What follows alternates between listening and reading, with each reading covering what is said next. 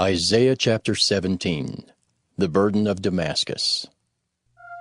Behold, Damascus is taken away from being a city, and it shall be a ruinous heap. The cities of Aroer are forsaken. They shall be for flocks which shall lie down, and none shall make them afraid.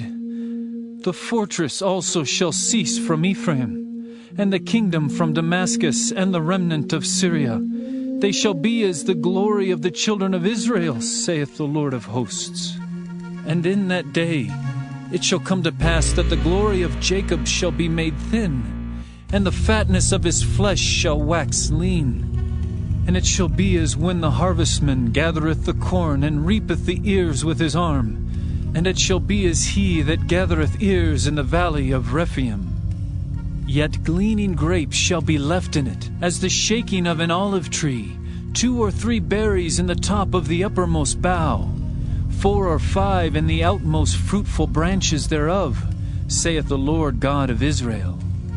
At that day shall a man look to his Maker, and his eyes shall have respect to the Holy One of Israel. And he shall not look to the altars, the work of his hands, neither shall respect that which his fingers have made, either the groves or the images. In that day shall his strong cities be as a forsaken bough, and an uppermost branch, which they left because of the children of Israel. And there shall be desolation, because thou hast forgotten the God of thy salvation, and hast not been mindful of the rock of thy strength. Therefore shalt thou plant pleasant plants, and shalt set it with strange slips.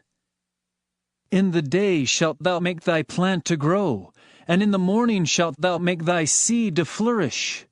But the harvest shall be a heap in the day of grief and of desperate sorrow.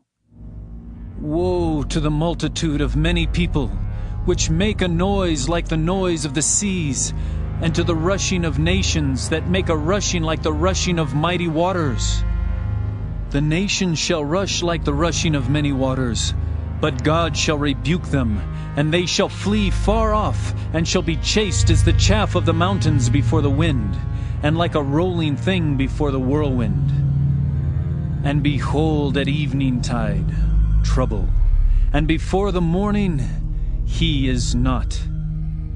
This is the portion of them that spoil us, and the lot of them that rob us.